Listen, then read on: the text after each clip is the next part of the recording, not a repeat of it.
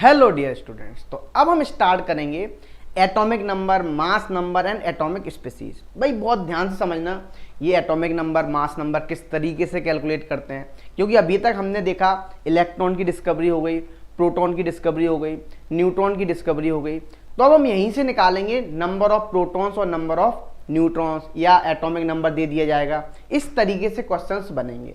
तो पहले तो हम समझ लेते हैं एटॉमिक नंबर क्या होता है। देखो, यदि आपको पूछा जाए एटॉमिक नंबर, तो आप सिंपल एटॉमिक नंबर को बोलेंगे एटॉमिक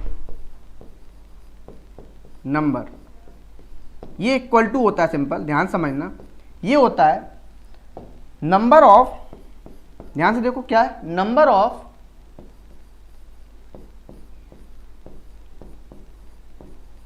प्रोटॉन्स, है ना। और क्या होगा, number of protons equal to number of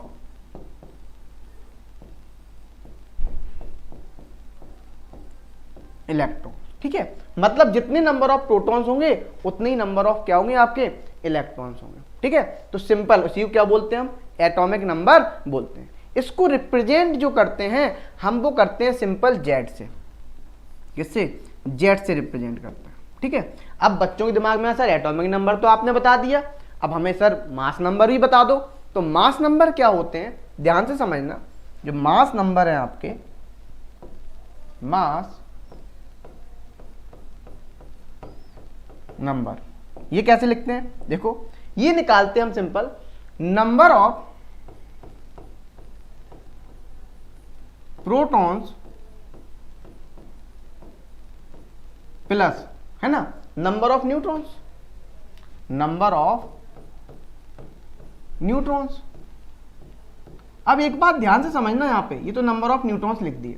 ठीक है, अच्छा हम मास नंबर को जो डिनोट करते हैं वो ए से डिनोट करते हैं, किससे, कैपिटल ए से। ठीक है, अच्छा नंबर ऑफ प्रोटॉन्स को हम किससे, यदि आप देखो नंबर ऑफ प्रोटॉन्स किसके बराबर था, एटॉमिक नंबर के बराबर था। जब एटॉमिक नंबर के बराबर था, इसको किससे डिनोट करते, जेड से। अच्छा, तो हम ऐसा लिख सकते हैं, यदि मान लो आपको नंबर ऑफ प्रोटॉन्स निकालने हैं, या नंबर ऑफ प्रोटॉन्स आपको मास नंबर क्या, मैंने मान लो ए मान लिया, इक्वल टू इसको मैंने जेड मान लिया, नंबर ऑफ न्यूट्रॉन्स को हमने स्मॉल एन लिख दिया। ठीक है, इसको क्या लिख दिया, स्मॉल एन। ठीक है, तो हम यहां से लिख सकते हैं, यदि आप देखोगे तो नंबर ऑफ न्यूट्रॉन्स निकालने तो एन इक्वल टू लिख सकते हो आप सिंपल ए माइनस जेड। क्या लिख सकते हो, ए माइनस जेड लिख सकते हो। इस तरीके से आप निकाल लेंगे, मतलब सिंपल मास नंबर में माइनस एटॉमिक नंबर करेंगे तो आपके क्या आ जाएंगे, सिंपल आपके नंबर ऑफ न्यूट्रॉन्स आ जाएंगे। अब देखो यहां पे यदि आप देखा जाए, लिखा हुआ भी आप देख सकते हैं, जो आपका एटॉमिक नंबर है क्या बोलते हैं, देखो the number of protons present in the nucleus of the atom is called atomic number. ठीक है, क्या बोल रहा है, ये सिंपल ये बोल रहा है, यही मैंने बोला, number of protons equal to number of electrons, है ना। वो प्रोटॉन्स कहाँ प्रेजेंट है, न्यूक्लियस में। ठीक है, तो हम एक बात बता देते हैं यहाँ पे, number of protons present in nucleus. ठीक है, हमने यही बताया था, यही समझ लो, यहाँ पे वो न्यूक्लियस में प्रेजेंट होते हैं। ठीक है, अभी आपको प्रूफ भी कर देंगे, जब हम न्यूक्लियस की डिस्कवरी देखेंगे तब आपको याद हो जाएगा, अभी आप समझ लो न्यूक्लियस। ठीक है, अच्छा फिर हमने एटॉमिक नंबर को क्या लिखा, number of positive charge on nucleus equal to number of protons of in nucleus. ठीक है, आप सिंपल सी बात बोल रहे हैं, या हम ऐसे बोल सकते हैं number of protons equal to number of electrons. तो यदि एक बात आओ, जब number of protons equal to number of electrons आ रहे हैं, number of protons equal to the number of electrons आ रहे हैं, तो एक बात तो प्रूफ हो गई कि एटम क्या है। फिर जब इलेक्ट्रॉन्स इक्वल टू प्रोटॉन्स आ रहे हैं, मतलब total positive charge equal to total negative charge क्या आएगा, तो सिंपल हम बोल सकते हैं एटम कैसा हो गया, एटम इज न्यूट्रल। ये प्रूफ करूंगा मैं, जे थॉमसन ने प्रूफ भी किया हुआ है। ठीक है, एटम इज न्यूट्रल, मतलब उसके पास कोई चार्ज प्रेजेंट नहीं है। ठीक है, अच्छा अब देखो, अब ध्यान समझना यहां पे, अब देखो यहां पे लिखा हुआ है, यदि आपको दो डिफरेंट एलिमेंट दे दिए गए, कोई भी दो डिफरेंट एलिमेंट, मान लो आपको एक दे दिया गया x और एक दे दिया y, जब दो डिफरेंट एलिमेंट हैं तो इनके दोनों के कभी भी एटॉमिक नंबर क्या नहीं हो सकते हैं, सेम नहीं हो सकते। Never be same atomic number of two different, same नहीं डिफरेंट की बात करूं, डिफरेंट एटम्स।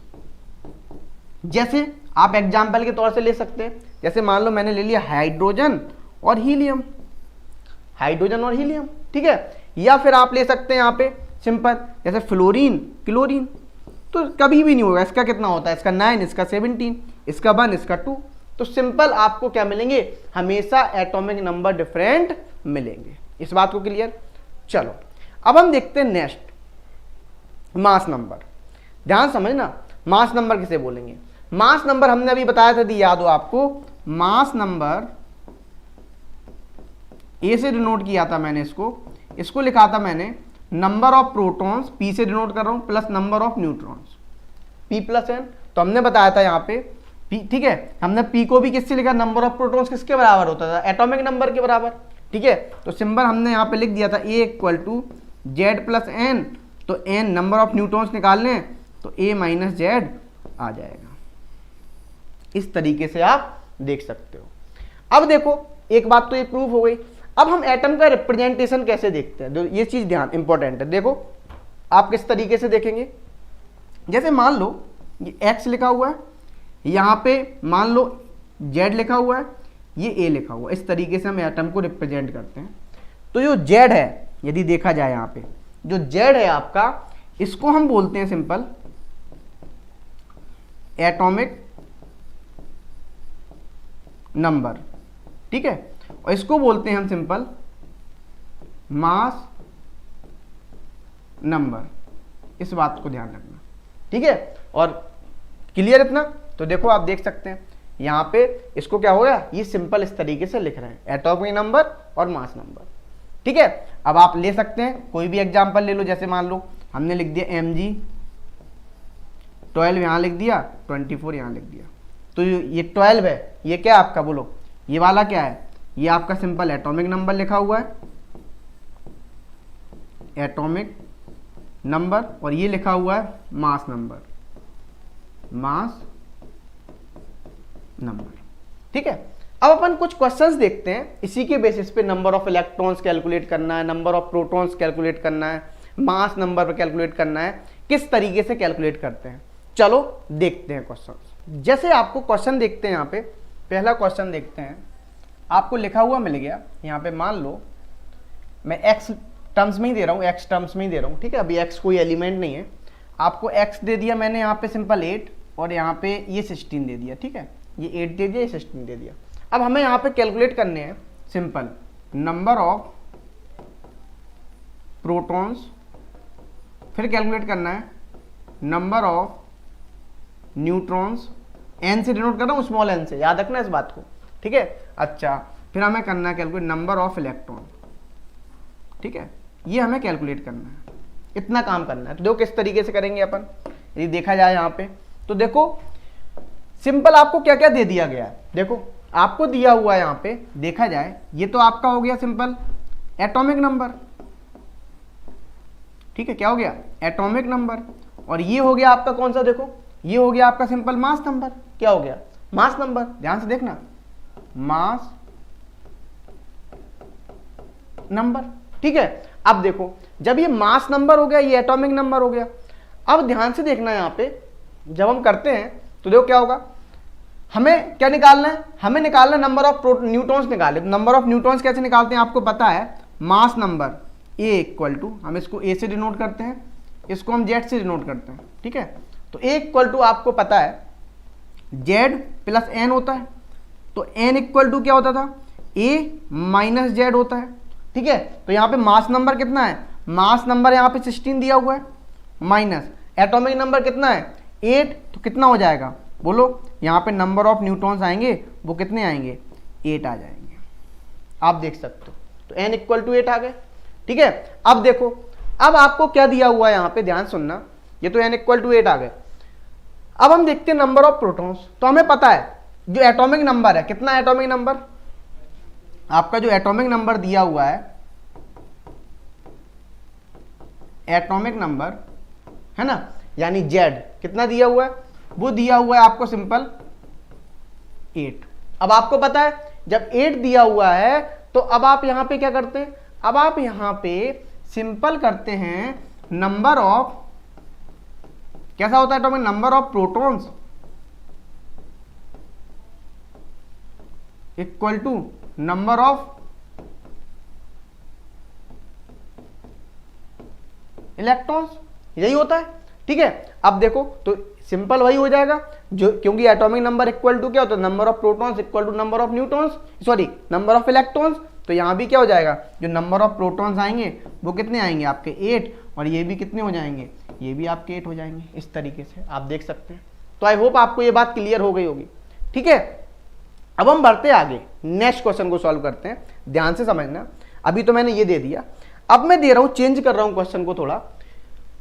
मान लो हमें दे दिया गया सोडियम Na11 और ये 23, ठीक है, ये दे दिया गया। अब आपको निकालना है यहां पे सिंपल मास नंबर, तो पता है, सॉरी यहां पे निकालने हैं आपको number of protons, number of protons निकालना है। फिर निकालना है आपको क्या, नंबर ऑफ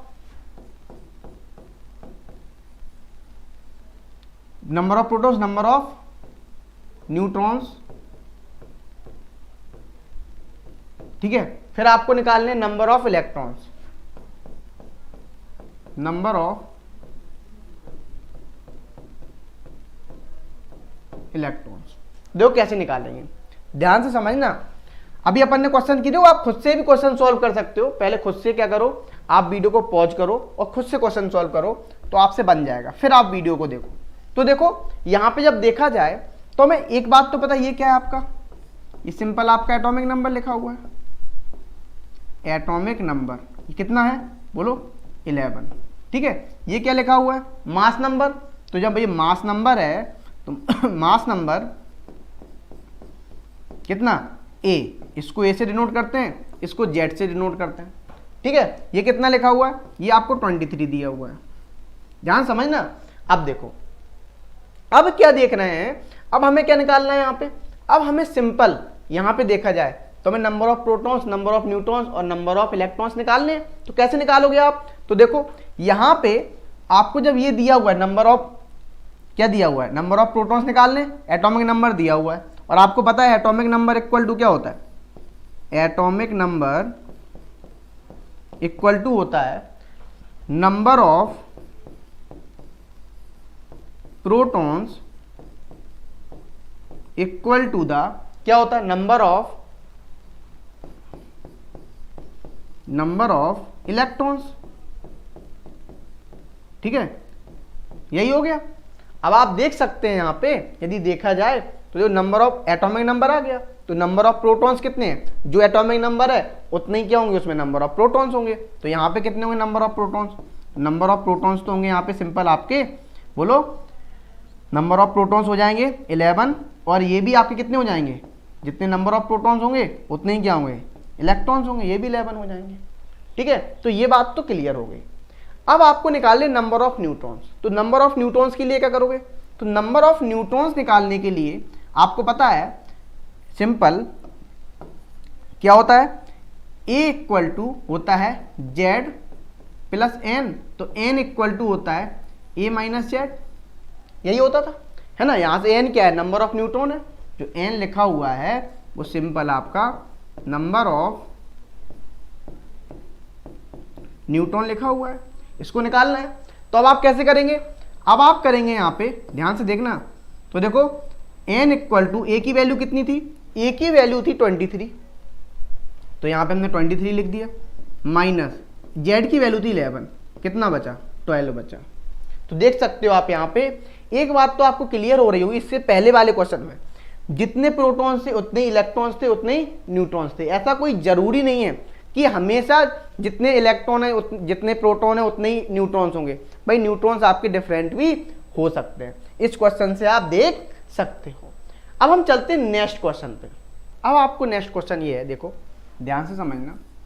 अब मैं आपको तीन या चार क्वेश्चन अपन और करेंगे सॉल्व, जिससे आपको प्रैक्टिस हो सके। आपको सिंपल ऐसा करना है कि वीडियो को पॉज करना है, खुद से सॉल्व करना है, मैं तो यहाँ पे करा ही रहा हूँ। तो देखो यहाँ पे नेक्स्ट क्वेश्चन दे दिया मैंने, 8 ऑक्सीजन यहाँ पे लिख दिया और यहाँ पे लिख दिया 17, कितना 17 लिख दिया। तो देखो यहाँ पे ये हमने लिख के दे दिया 8 ऑक्सीजन 17 लिख के दे दिया सिंपल इस तरीके से। अब आपको यहाँ पे क्या सेम वही क्वेश्चन है, number of electrons, number of protons और नंबर ऑफ न्यूट्रॉन्स को कैलकुलेट करना है। क्या करना है, कैलकुलेट। आपको जो थ्योरी के फॉर्म में लिखेगा, मैंने थ्योरी नहीं लिखी है यहाँ पे, calculate number of protons, number of electrons, number of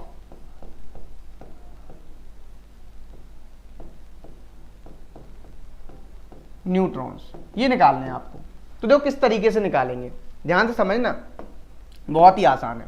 अभी अपन ने इसी टाइप के क्वेश्चन किए हुए। यदि देखा जाए ये क्या लिखा हुआ है, ये आपकी वैल्यू है जेड की, जेड यानी एटॉमिक नंबर। ये क्या लिखा हुआ है, ए की वैल्यू ए यानी मास नंबर। सिंपल। अब आपको क्या करना है, यहाँ पे देखो आप सिंपल यहाँ पे लिखोगे एटॉमिक नंबर,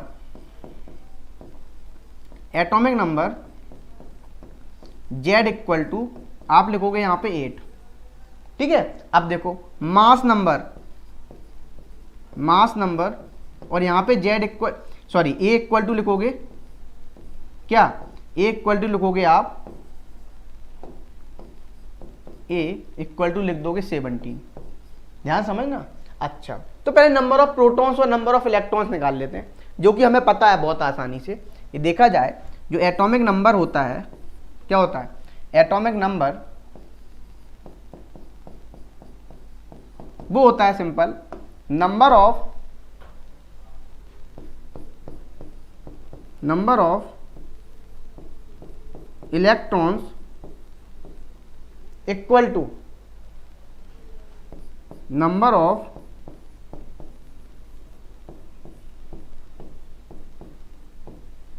प्रोटॉन्स। ठीक है, ये हो गया number of electrons equal to the number of protons. अब देखो यहां पे देखा जाए तो एटॉमिक नंबर कितना है 8, तो 8 इक्वल टू क्या हो जाएगा इलेक्ट्रॉन को मैं ई से डिनोट कर दे रहा हूं ई, और नंबर ऑफ प्रोटॉन्स को मैं पी से डिनोट कर दे रहा हूं। तो देखो यहां पे क्या हो जाएगा, ई की इलेक्ट्रॉन कितने हो गए, नंबर ऑफ इलेक्ट्रॉन भी 8 आ गए और नंबर ऑफ प्रोटॉन भी कितने आ गए, पी इक्वल टू भी कितना आ गया, सिंपल 8 आ गया। तो ये तो आपका कैलकुलेट हो गया। ठीक है। अच्छा अब देखो, अब आपको कैलकुलेट करना है यहाँ पे सिंपल नंबर ऑफ न्यूट्रॉन्स। तो नंबर ऑफ न्यूट्रॉन्स कैलकुलेट करने के लिए क्या होता है, n equal to A minus Z, यही होता है। ठीक है। अच्छा n की वैल्यू दी है, निकालना है आपको a की वैल्यू, a यहाँ पे क्या है मास नंबर, z यहाँ पे क्या है एटॉमिक नंबर। तो सिंपल n इक्वल टू क्या हो जाएगा, number of neutrons equal to a की वैल्यू कितनी है 17 माइनस 8। अच्छा कितना हो जाएगा, ये बचेगा सिंपल 9। कितना बच रहा है 9। तो नंबर ऑफ न्यूट्रॉन्स जो आ रहे हैं आपके 9 आ रहे हैं। इस तरीके से आपका आंसर हो जाएंगे। तो देखो आपके सिंपल आप कह सकते हो, ऐसा कोई जरूरी नहीं है कि इलेक्ट्रॉन जितने होंगे प्रोटॉन जितने होंगे उतने ही न्यूट्रॉन्स आएंगे, न्यूट्रॉन्स आपके डिफरेंट हो सकते हैं। चलो अब हम और क्वेश्चंस देखते हैं कुछ। तो देखो इस तरीके से यदि क्वेश्चन को लिख दूं मैं सिंपल शब्दों में, तो वो क्वेश्चन है आपका, देखो ब्रोमीन 35 यहां पे 80। ठीक है, आपको सेम क्वेश्चन करना है, नंबर ऑफ इलेक्ट्रॉन्स को कैलकुलेट करना है, नंबर ऑफ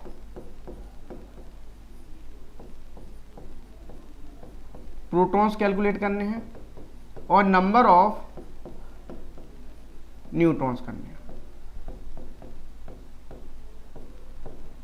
ठीक है, इस बात को करना है आपको। अब देखो देखा जाए इस तरीके से, यदि तो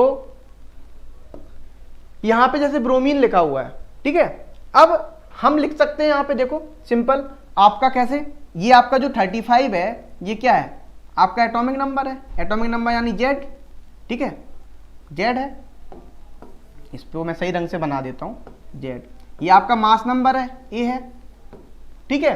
तो अब आप लिख सकते हैं यहाँ पे यदि देखा जाए तो एटॉमिक नंबर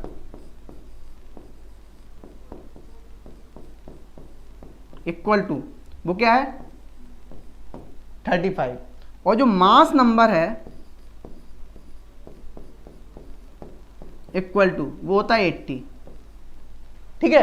अब देखो, अब हम यहां पे बात करते हैं, यदि बात की जाए एटॉमिक नंबर मास नंबर, तो मास नंबर इक्वल टू आप जानते हैं क्या होता है 80 है, एटॉमिक नंबर निकालना है तो सॉरी एटॉमिक नंबर भी दिया हुआ 35, तो देखो अब हमें निकालना है नंबर ऑफ इलेक्ट्रॉन्स और number of protons. Atomic number equal to आपको पता है number of protons equal to number of electrons, ठीक है। अब क्या होगा यहाँ पे, जैसे ही आप एटॉमिक नंबर 35 लिखोगे तो यहाँ भी कितना आ जाएगा, यहाँ भी आपका कितने आए, नंबर ऑफ प्रोटॉन्स भी क्या आएंगे 35 आएंगे, नंबर ऑफ इलेक्ट्रॉन्स भी कितने आएंगे 35 आएंगे। तो यहाँ पे आप कह सकते हो कि नंबर ऑफ, यदि मैं पी से डिनोट कर रहा हूँ, number of protons equal to ये भी 35 हो गए, number of electrons equal to ये भी 35 हो गए, मैंने ई से डिनोट कर दिया है। ये आपका सिंपल आंसर हो गया प्रोटॉन और इलेक्ट्रॉन का। अब आपको क्या निकालना है, नंबर ऑफ न्यूट्रॉन्स निकालने, तो नंबर ऑफ न्यूट्रॉन्स कैसे निकालेंगे, नंबर ऑफ न्यूट्रॉन्स निकालते हैं आप सिंपल सा n equal to A minus Z से। देखो मैं इसलिए इतने क्वेश्चंस करा दिए, बच्चे को सबसे ज्यादा कंफ्यूजन होती है यहाँ पे, ये स्टार्टिंग फेज है न्यूमेरिकल्स का और यहीं पे आपको प्रॉब्लम्स होंगी तो फिर प्रॉब्लम्स ही प्रॉब्लम आ जाएंगी, इसीलिए मैंने इतने सारे क्वेश्चंस करा दिए जिससे आपको कॉन्फिडेंस आ जाए, नहीं हम तो फोर्स देंगे, तोड़ देंगे, मोड़ देंगे, सब कुछ कर देंगे, ठीक है, एटॉमिक स्ट्रक्चर को। तो इसी तरीके से आपको भी पढ़ना है।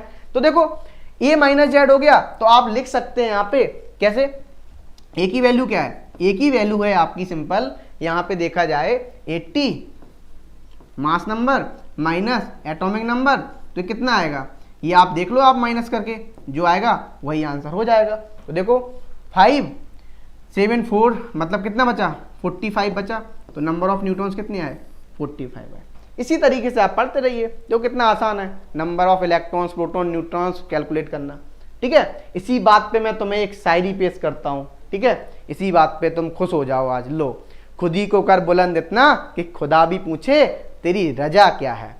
तो इसी तरीके से आप भी पढ़ते जाओ, मस्त तरीके से मजा आ जाएगा। अभी तो स्टार्टिंग फेज में आए हो आप न्यूमेरिकल्स में, ठीक है। चलो एक क्वेश्चन और कराते हैं, last question of the day, ठीक है। बच्चा सोच रहा हो सर बड़े क्वेश्चन करा दिए आपने, हमने ज्यादा कराए भी नहीं, 4-5 क्वेश्चन कराए, एक क्वेश्चन और कर लेते हैं। जैसे मान लो आपका Na+ लिखा हुआ है, ठीक है, मैं इसमें पूछा जाए आपसे नंबर ऑफ इलेक्ट्रॉन्स बताओ, ठीक है, अभी मैं बताऊंगा, ठीक है। आपको S-2 लिखा हुआ है, इसमें पूछे हैं नंबर ऑफ इलेक्ट्रॉन्स बताओ, ठीक है। अच्छा जैसे मान लो आपको Cl- लिखा हुआ है, नंबर ऑफ इलेक्ट्रॉन्स बताओ, और Mg+2 लिखा हुआ है, नंबर ऑफ इलेक्ट्रॉन्स बताओ, ठीक है। ये बातें कर लेते हैं, जान लेते हैं। तो देखो कैसे निकालोगे आप, इस तरीके से देखो, जब भी किसी भी एलिमेंट पे, जब किसी भी एलिमेंट पे पॉजिटिव चार्ज होगा उसको हम बोलते हैं कटायन। क्या बोलते हैं बच्चा, कटायन, ठीक है। और जब किसी भी एलिमेंट पे नेगेटिव चार्ज होगा, जैसे मान लो B-, तो उसे हम बोलते हैं सिंपल एनायन। क्या बोलते हैं, एनायन। तो ठीक है, एक कटायन हो गया, एक एनायन हो गया। अब जैसे हमने Na+ लिखा है यहाँ पे, ध्यान समझना। अच्छा, तो प्लस का मतलब होता है एक इलेक्ट्रॉन चला गया, लॉस हो गया, ठीक है। मतलब प्लस का जब भी मतलब आएगा, आपको प्लस लिखा हुआ मिले, आप समझना सिंपल इलेक्ट्रॉन का लॉस, ठीक है। और जब आपको नेगेटिव लिखा हुआ मिले, मतलब इलेक्ट्रॉन गेन।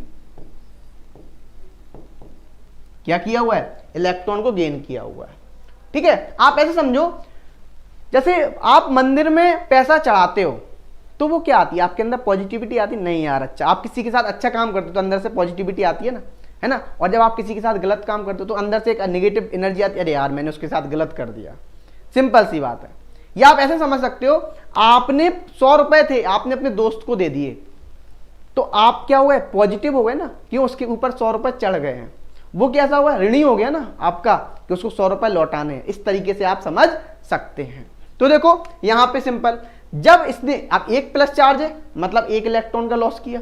सोडियम के पास, यदि सोडियम का एटॉमिक नंबर देखें तो कितना होता है, 11, ठीक है। जब 11 होता है तो ये एक बताओ, 11 मतलब नंबर ऑफ इलेक्ट्रॉन्स भी कितने, 11 होते हैं, जिसमें से एक चला गया तो कितने बचे, 10 इलेक्ट्रॉन बचे। इस बात को ध्यान रखना, ठीक है, 10 इलेक्ट्रॉन बचे। यदि समझना है तो फिर से पीछे करके देख लेना। अब देखो, अब यहां पे जैसे हमने सल्फर लिखा, ध्यान समझना, सल्फर का मतलब क्या है, यहां पे सल्फर जब लिखा तो आप समझ सकते हैं सल्फर का जो एटॉमिक नंबर होता है वो 16 होता है। मतलब 16 होता है तो एक बात तो हमारे दिमाग में आई, 16 है मतलब अब नंबर ऑफ इलेक्ट्रॉन्स भी कितने, इसमें 16 है, और इसमें माइनस चार्ज आया। माइनस मतलब इसने 2 इलेक्ट्रॉन ले लिए। जब 2 इलेक्ट्रॉन ले लिए तब क्या मतलब इसका, तो सिंपल इसका मतलब है 2 और आ गए तो इसके पास टोटल इलेक्ट्रॉन कितने हो गए, 18 हो गए। बोलो, इस तरीके समझ गए। अच्छा, अब देखो Cl माइनस, इसी तरीके से इसका एटॉमिक नंबर कितना होता है, 17। तो नंबर ऑफ इलेक्ट्रॉन्स कितने हो गए इसके पास, 17। एक और ले लिया इसने तो कितना हो गया, देखो 18। हिंदी में इसको ऋणात्मक बोलते हैं, ठीक है, इसीलिए ऋणात्मक बोलते हैं क्योंकि इसमें क्या आता है, नेगेटिव चार्ज आता है। तो आई होप आपको ये चीज क्लियर हो रही होगी। अब इसी तरीके से आपको Mg+2 लिखा मिल गया। Mg+2 मतलब सिंपल बताओ, प्लस कितना चार्ज है, 2 चार्ज है। जब प्लस का 2 चार्ज है आपका सिंपल, तो अब आप बोल सकते हैं, तो देखो क्या हो जाएगा, यहाँ पे हो जाएगा 12 होता है एटॉमिक नंबर, 2 चले गए, 2 इलेक्ट्रॉन चले गए, मतलब 12 एटॉमिक नंबर 12 इलेक्ट्रॉन, उसमें से 2 चले गए तो बचे कितने, 10 इलेक्ट्रॉन। तो आई होप आपको ये बात समझ में आ रही होगी। अब एक बात मैं और बता देता हूं, यहां पे एक नई टर्म्स आ रही है, यहां पे आपको दिख रहा होगा, यहां पे इसमें और इसमें इलेक्ट्रॉन सेम है, ठीक है। जब आपके नंबर ऑफ इलेक्ट्रॉन्स, ध्यान समझना, नंबर ऑफ इलेक्ट्रॉन्स सेम होते हैं, ठीक है, तो हम उस स्पीसीज को बोलते हैं आइसो इलेक्ट्रॉनिक स्पीसीज, ठीक है। इस बात को ध्यान रखना। अब देखो, तो ये बात क्लियर होगी। तो मतलब नंबर ऑफ इलेक्ट्रॉन्स कहां कहां सेम है, 10 यहां भी है, 10 यहां भी है। तो मतलब सोडियम Na+ और एंड Mg+2 ये आपके कैसे हो गए, आइसो इलेक्ट्रॉनिक स्पीसीज हो गए। और यहां पे सल्फर और क्लोरीन ये कैसे हो गए, ये भी आपके आइसो इलेक्ट्रॉनिक स्पीसीज हो गए, क्योंकि उसमें कितने 18 इलेक्ट्रॉन है। एक तो ये आपस में आइसो इलेक्ट्रॉनिक है, दूसरे आपके ये भी आइसो इलेक्ट्रॉनिक है, सल्फर एंड Cl-, है ना। सिंपल सल्फाइड, इसको सल्फाइड बोलते हैं, इसको हम क्लोराइड आयन बोलते हैं। क्या बोलते हैं, क्लोराइड आयन। ये भी आपके आइसो इलेक्ट्रॉनिक, क्योंकि 18 इलेक्ट्रॉन्स हैं। जब जब आपसे आइसो इलेक्ट्रॉनिक का क्वेश्चन पूछा जाए तो वहां पे आप टोटल नंबर ऑफ इलेक्ट्रॉन्स को काउंट कर लो, है ना, तो आपको पता लग जाएगा वो कैसा होगा, आइसो इलेक्ट्रॉनिक हो जाएगा। यदि टोटल इलेक्ट्रॉन क्या आ रहे हैं, सेम आ रहे हैं, तो वो कैसे होंगे, आपके सिंपल आइसो इलेक्ट्रॉनिक हो जाएंगे। कैसे हो जाएंगे, आइसो इलेक्ट्रॉनिक हो जाएंगे। तो आई होप आपको ये चीज बिल्कुल क्लियर हो गई होगी बहुत ही अच्छे तरीके से। मैंने बहुत सारे इसीलिए आपको क्वेश्चंस कराए हैं जिससे आपका कॉन्सेप्ट क्लियर हो सके, ठीक है बच्चा पार्टी। इसी के साथ ये टॉपिक होता है यहीं पे समाप्त।